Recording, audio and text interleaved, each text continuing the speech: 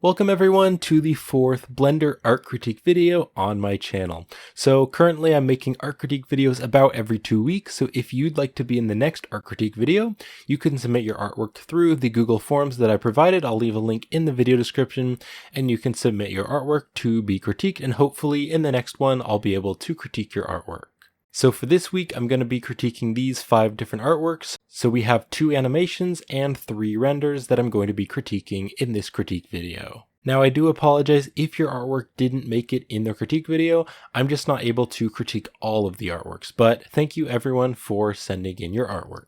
And before we start, I just want to remind you that I'm not trying to criticize you or your artwork. I'm just trying to give you feedback so that you can improve your work. And remember that my critiques are just my opinion, so feel free to disagree. Okay, so this first one comes from a CashB, and they sent in this really cool low poly camping scene. I really like this. It has a nice warm, cozy feeling to it, like if you were going camping in the woods. I definitely think that it could be improved, so let's go over how I think it would be improved. So the first thing that I would do is that I would change this to a glowing material. So right now the fire looks like it's just using a principled shader or something like that. But what I would do is change that and make it an emission material so that it's actually emitting light. Because the flames of the fire actually emit the light. So that's what I would do, and I think that would make it look a lot nicer. Because right now it almost looks like it's a solid object, whereas fire isn't really a solid object. You know, you can put things through it and it's just kind of moving all the time. And then the next thing that I would do is I would add a glare in Blender's Compositor. So if you go into Blender's Compositor, you can add the glare node and plug that in. And then that way, everything that's really bright, it's going to add a glow or a glare around it. And that way the fire will be really bright and kind of glaring, and it will just make it look a bit nicer. Now with the rocks here, I think the rocks are actually a little bit too shiny because rocks usually are pretty hard and rough, but you can see right here on the edges of the rocks, they're kind of bright and shiny, and especially like right over here, they're kind of shiny, and I just don't think that looks too good. So I think it would be better if you made the rocks a bit more rough. And then also some of the rocks here, like this one, it kind of looks like the rock is like rolling. So I think trying to make the rocks look a bit more flat, maybe actually modeling them so that the bottoms of them are a bit more flat. And that way it looks like they're kind of going into the earth a little bit and they've kind of rotated to their flattest point. Because this rock looks like maybe it's rolling a little bit, but I do like how this rock is and this rock is. So maybe just changing them a little bit and make them look like they're sitting on the ground a little bit better. And then the other thing that I would do is I would go for a different low poly look. So it looks like what you did is you added a plane here and you kind of tried to make it look like it's a little world, like everything is on that little plane. And I added in a render that I did a little while ago. This is an artwork that I made, and you may have seen these kind of artworks before. They're pretty popular with the low poly style, where basically you have like a little room, or maybe you have a plane or a cube like this, and all of the objects in the scene are in that little cube. So it's almost like you're building this little world and all the stuff is in the world. So I think it's a really cool look for the low poly kind of art. But with your artwork, the camera is in perspective, it's not orthographic, and also you're not really looking down at it, you're kind of looking, it's almost like you're in the scene, and you also can't see the entire plane. So what I would do is either do one or the other. So you could either do what you're doing here and scale up the plane and make it so that you can't see those edges there, because those edges look a little bit weird. It kind of looks like the edge of the world and you could like fall off into darkness. So I would either scale that way up so that you can't see it and it will look like the world and the scene is really big, and you know, when it's black here, the black will just go off into nothing and it'll be really dark, and maybe you could add some trees to kind of fill that in. Or you could go for the low poly style where everything is in this little plane or this cube. So if you wanted to go for this look, then I would scale the plane a little bit down and make everything a little bit smaller and kind of put it into the plane. And then I would move the camera up a little bit and kind of have it looking down so that you can see the entire plane in the scene. And then I would also add a depth of field and just focus on one object in the scene, and then turn the depth of field up quite a bit so that it kind of makes the scene look really small. And then also just make sure that you can see the entire plane, of course. Like this, you can see that entire bottom plane, whereas this, you can only see parts of it. So I think that would really help if you did that. And then also changing the camera to orthographic. So if you select the camera and go to the camera settings, on default, the camera is set to perspective, and that's good for most things. But for that low poly look, like I did here in this living room scene, you could change the perspective to orthographic, and it's going to make everything kind of look more flat, and it'll just give that nice little low poly look, like everything's kind of small in this little world. So I would either do one or the other, but right now you're kind of in the middle, and so I feel like these edges here of the world look a little bit weird, how it just kind of falls into darkness. And then the last thing that I would do to improve this is to add some sort of character or animal. So in, books and movies and pretty much all stories that we are drawn to, they all have some sort of main character. And so this scene is pretty cool, but I think to make it even more interesting, it'd be really great if you added some sort of animal, like a forest critter or some people camping. Maybe you could add a couple of people, maybe roasting marshmallows over the fire, or maybe just model a basic low poly rabbit, or a low poly squirrel, or a low poly bear, or just something like that, some little animal critters, or some low poly characters. It doesn't have to be very complex, just some basic modeling, just modeling a basic low poly character or something like that, I think would really improve the scene, and that way you'd have a main character to focus on in the scene. I think that would really help to improve the scene and make the scene a bit more interesting. So that's what I would do to improve this artwork, but it is really nice. I really like the lighting, how it feels very dark and you're kind of drawn to the firelight. So very nice work, and thank you for sending this in. All right, and this next one here comes from Mochi 3D, and they sent in this sculpt that they did right here, and they said that this was one of their first sculpts, and they appreciate any good feedback. So for this being one of your first sculpts, I think this is actually quite good. I do have some critiques on how to improve it, but really this is quite good for one of your first sculpts. You really have some strong shapes here, which I really like. I remember when I was first starting out sculpting, I would add a sphere for the head, and then I would just kind of draw out the shapes, but I didn't really have a good knowledge of the forms of the head, and so it was pretty flat. And when I was first starting out sculpting, my sculpts were way worse than this. So again, this is really quite good for this being one of your first sculpts. And I'm pretty sure you followed my alien creature sculpt tutorial, because it looks pretty similar to my tutorial that I did sculpting this alien creature. So I just put this up here for a reference to kind of show you how it could be improved. I am assuming that you did my tutorial because it does look pretty similar to this character. So the first thing that I would do is make a bigger chest. So this chest looks like it's been kind of crumpled in, or maybe he's pushing his head really forward because the chest is so far back. You can see my one here, the chest is really coming out there. So this one is really coming back like that. So I would say really kind of bump out the chest there. I think that would really help to improve it. And then the next thing that I would do is I would make the nose a lot higher, because this nose is really long and the mouth is really, really low. So what I would do is kind of move the nose up to probably about here. And then if you did move the nose up, there would be a lot of space in between the nose and the mouth. So you could definitely pull the mouth up even to maybe right up here. And then there'd be a lot of space there from the mouth to the chin, so you could even pull the chin up a little bit. I just feel like this entire area is really pulled down and there's so much space here. Now it is an alien, so you could argue that that's how you want it to be, but aliens do represent humans in some way. So you can see right here, it's a lot farther down. You can see here's the eyes, and then it's this far to the bottom of the nose, but this one, there's all this space here, and then it goes all the way down. So I think just bumping up that nose would really help. And then if you bumped up the nose, you could pull up the entire jaw and mouth and all that. And then the next thing that I would do is make the head a little bit thinner and a little bit taller, because this head here, it's a little bit square and it's not very round, and I think it could be a bit taller. So you can see my one is a bit more realistic to a real human. It kind of comes up and is a bit more round, and then it's kind of flat on the edge there, because usually the side of the head is a bit flat. So I think that would really improve it, because right now the head seems kind of cubic and kind of flat on the edges and a little bit hard here. So just smoothing that out, I think making it a bit taller and a bit thinner would really help. So you could even grab some parts of the head, kind of pull them in a little bit, and then just make it a little bit taller. And then also I think making the ears come out a little bit and be a little bit pointier would be better. This ear, I just find the shape of this to be a little bit weird. It's kind of just coming up and then kind of coming over here. You can see with my one, the ear is kind of coming out a little bit more. It's not so, pressed up to the head. So I think that just pulling those ears out a little bit and making them a little bit pointier would be a bit nicer. And there's also if I just get rid of this, you can see there's a big lump right there. That's a little bit weird. So kind of, really define that ear, kind of have it come up. A shape like that I think would be a bit better. And then another thing that I think could really improve this is to make a bigger jaw and a more defined jaw. Because if I just get rid of this, you can see that it kind of looks like this here. This looks kind of like a flab of skin, and this here looks kind of like a flab of skin.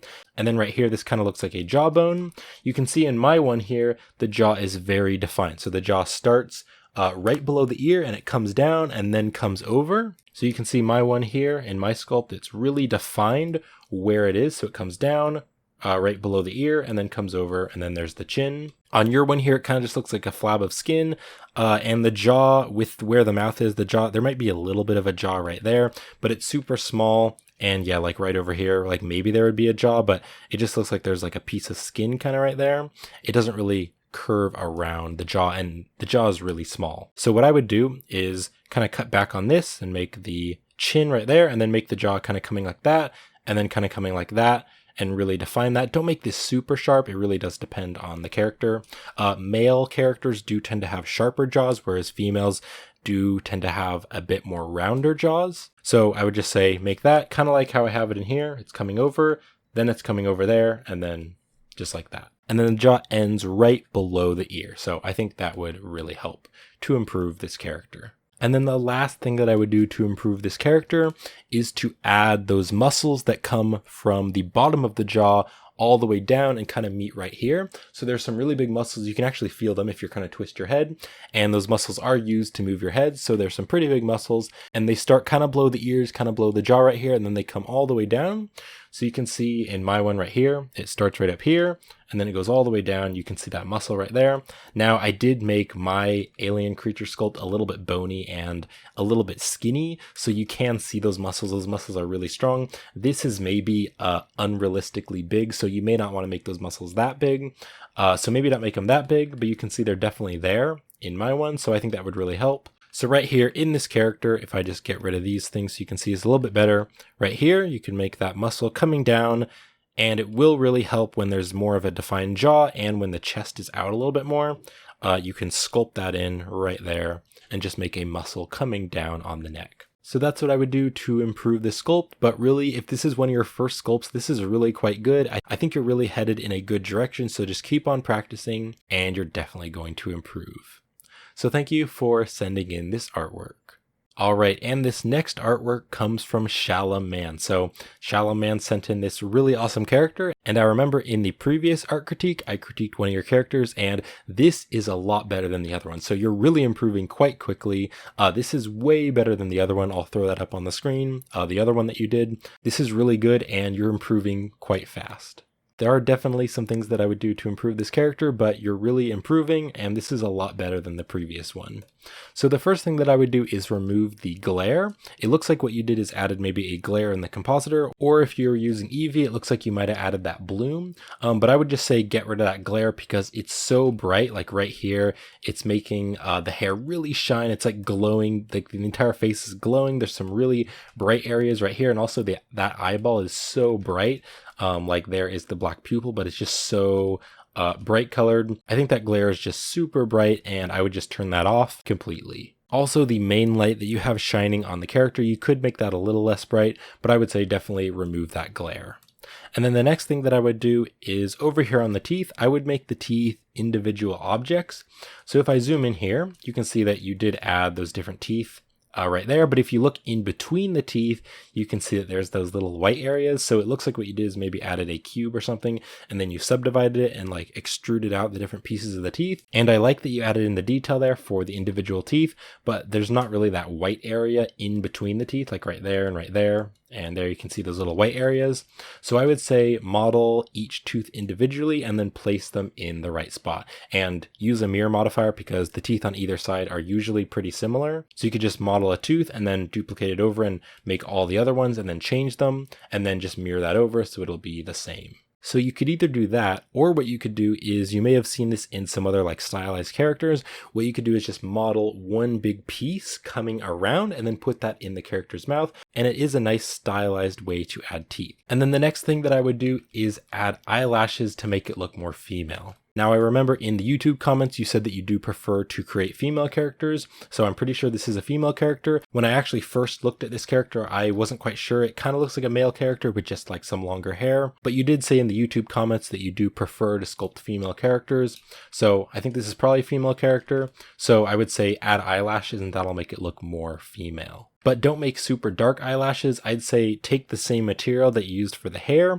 and put that on the eyelashes as well. And to make the eyelashes, you could use a particle system like you did for the hair, or you could also just use it as a mesh and just like extrude out a cube and add a subsurf and just kind of make a mesh for the eyelashes. And then also, if you made the eyelids thinner, I think that would really help, because you can see these eyelids are really, really thick and there's not really any sharp area usually on the eyelids. If you look at eyes close up, there's usually kind of a sharp area and then there's kind of like a lip there and then it kind of comes down. But right now this is really blobby and puffy. So just making the shape a little bit more realistic to a real eyelid would really help. And I remember when I was first learning sculpting, I think eyelids are probably the hardest thing in the entire face. When I was starting out with sculpting, I remember the eyelids being quite difficult. I think I am better at making the eyelids now, but eyelids are a pretty hard thing to sculpt, so it definitely just takes a lot of time and practice to get better at sculpting eyelids. And in my alien creature sculpt, you can kind of see what I'm talking about. So there's that kind of flat face right there, and then it kind of comes down and it's really sharp right there. So just really defining that shape, I think would really improve the eyelids. And then the last thing that I would do to improve this is to turn down the subsurface scattering a little bit. So adding subsurface scattering to the skin is really great and it does make it look a lot more realistic, and that's really great that you added that. But I think in this character you added a little too much subsurface scattering, so I would say just turn down that value a little bit. So there's tons of red right there, and there's like a bunch of red right here, and like on the lip here there's tons of red right there. So I think it's just a little too high, so turn down that value. I think that subsurface scattering should be pretty subtle in most cases. And then just one last thing that I would do, I would add eyebrows, because I think that really helps to make it look like a character. You can see without it, there's just something missing there, and pretty much all characters have eyebrows, so just adding in an eyebrow there would really help. So great work, and thank you for sending in this artwork.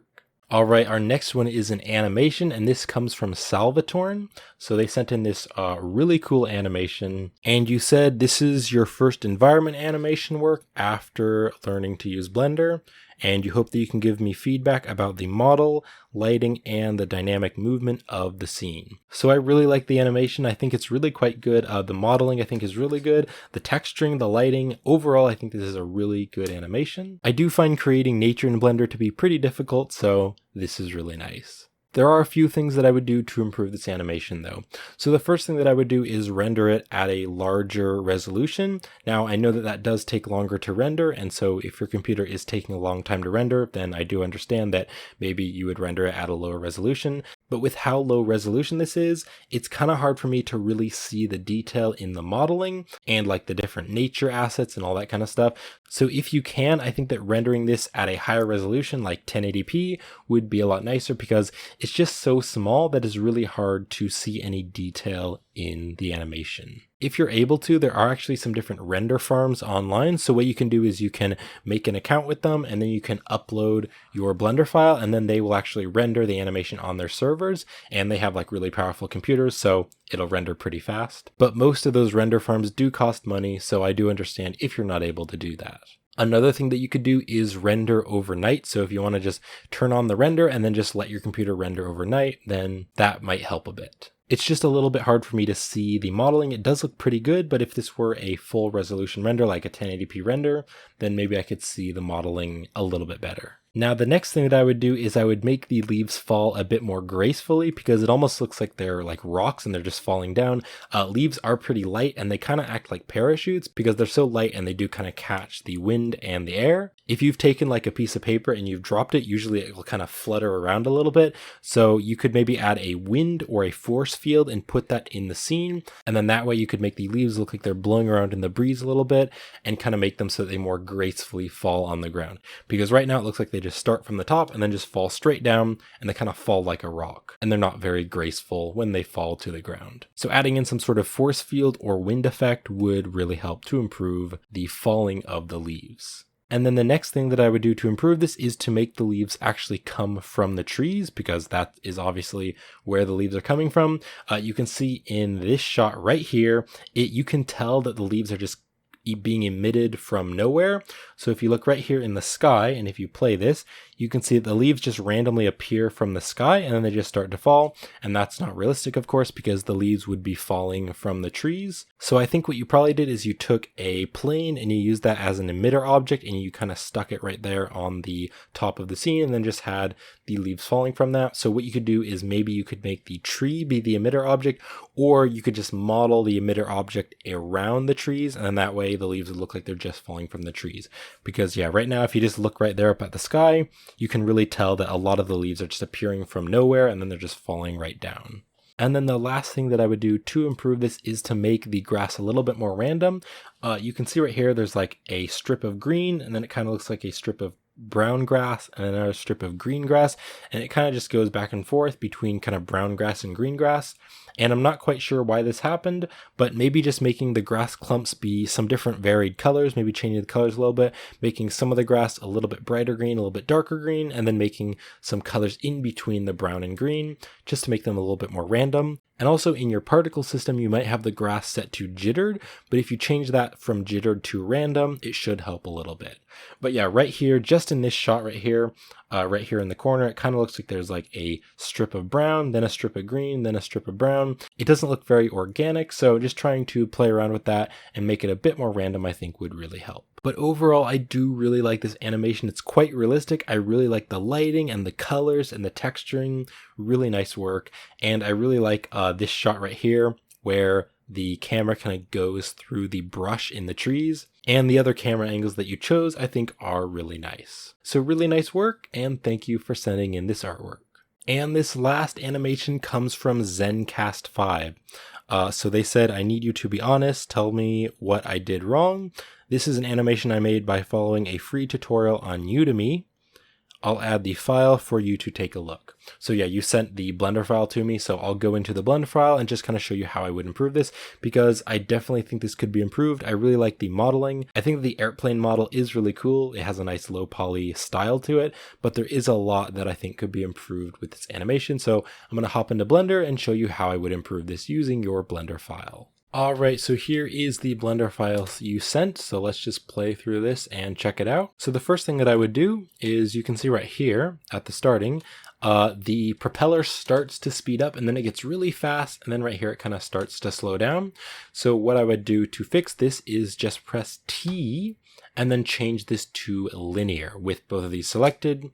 If you select this, then it should select the keyframes. And now when you play through this, it's going to be a consistent speed, and that way it won't speed up and then slow down. It'll just be at a consistent speed. So I think just changing that would really help. Now, if I go into rendered mode, this blue here, I think this blue color looks quite ugly. Let me just get rid of some of these things, make this a little bit smaller so we can see this a little bit better. So this blue color, it's just really ugly and it doesn't really look realistic. It's just super dark blue and it just doesn't really seem realistic to the real world. So what I would do instead is to add an HDRI. So to add an HDRI, you can go right down here to the world, and then what you're going to do over here on the color is to click on this, and then you're going to change it to environment texture, and then just click on open. Now, I use a really awesome website called HDRI Haven to download HDRIs. They're completely free. I'll leave a link to HDRI Haven in the video description if you'd like to check out their website, but they have tons of free HDRIs. So what I would do is just find a daylight scene, kind of like this, maybe this cloud layers HDRI, and I just download the 1K version. So I'm just going to use an HDRI like this. So you can just find an HDRI that you like and download it and then select it, and that'll open it up. And you can see that immediately this looks a lot better. It looks way more realistic because it has realistic lighting, and the HDRI gives a lot more colors to the scene. So like kind of down here, it's kind of green and brown, kind of like the ground. And then right up here, there's lots of different blue colors and white colors from the sky. And then what I would also do is just click on the light right here and just kind of bring it over here. And then on the light settings, I would change this to a sun, and then maybe just bring it over here, and I would kind of rotate it so it's kind of pointed at the model, just like that. And if I go into rendered mode now right now it's way too bright, so if I just change this to like a 10, something like that, maybe just like a 7, that way the model is really lit up, because really the main focus of your scene should really be quite lit up and quite bright. Now, as far as the camera goes, I think that kind of looking down like this doesn't look that good. What I would do is kind of move it over here, something like that, and then what you can do is you can press Control Alt number pad 0, and that way the camera will just be hopped to where you are. And then I would also select the camera, press G and double tap Z and kind of bring that out a little bit. And then if we play that, that way we just have a little bit more space for the airplane, and just kind of move the camera so that the airplane is in the very center of the shot. And then we will edit the background and make the background look a little bit better, but let's just go over the materials here. So if you go into render mode and just look at these, the materials are very diffuse, because if you go right over here to the shading tab, let me just get rid of these things here. Just click on the airplane. So you can see that this is just using a diffuse BSDF. And so it's like not shiny, it's super rough, and it just doesn't look very realistic. So what I would do for all of these is I would instead use the principled shader.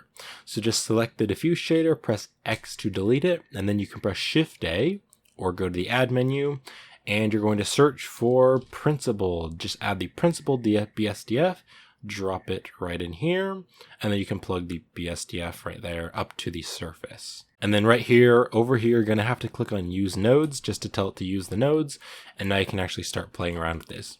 So just make it the color that you want, just make it back to that blue color, and then because this is an airplane, it's probably going to be made out of metal. So if I just bring this up a little bit here, you can see there is a metallic, so I would turn this metallic all the way to 1, and then turn the roughness down. And then you could also make this a little bit brighter and a little bit less blue. And now you can see that it's a lot more shiny and it looks like metal. So I would just go ahead and do that for pretty much all the materials. So I'm going to click on the yellow one. That one's already the principled. So I'm going to turn the metallic all the way up so it's metal. And then make the roughness, turn that down. Okay, there we go. And then just turn this up and make it a little bit more of a brighter yellow color, something like that. Okay. Yeah, I think for this, maybe turning the roughness up would be better, so the yellow color is a little bit more bright.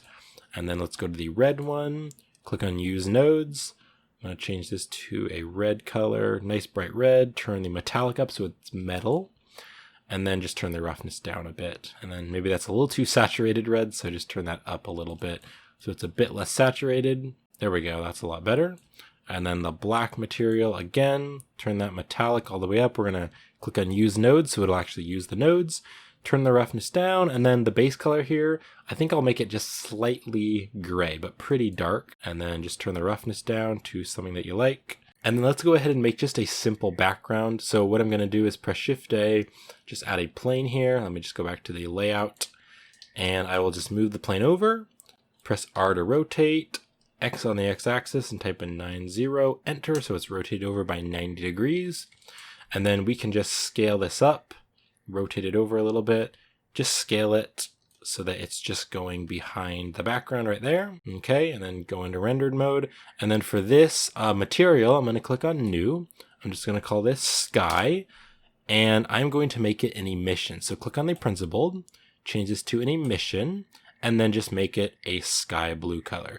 You could also like download a free image, like an image from Pixabay or something, and download an image of a sky background, and you could use that in the background as well. Or just do something like this and just make it a sky blue color, something like that.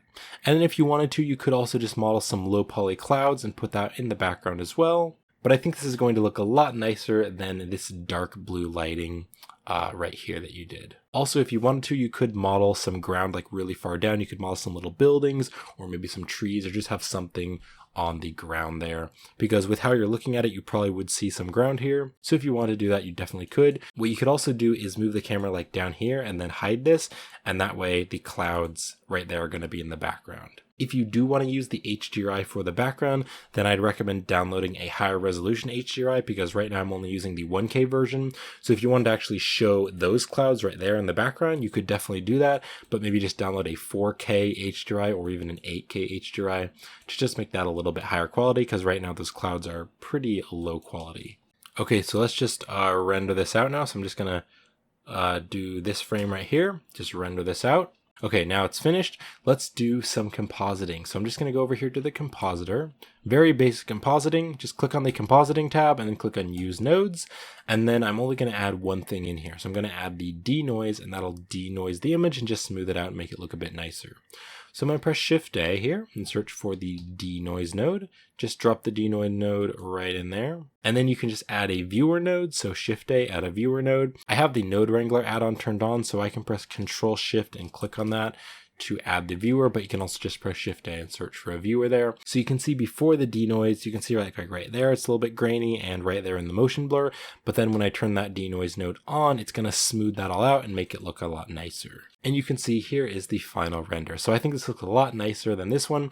This one's just a little bit boring, and the lighting is really suffering and making the whole render look a lot worse. So if you really improve that lighting, change the materials up a bit and stuff, you can see that now I think that's looking a lot nicer.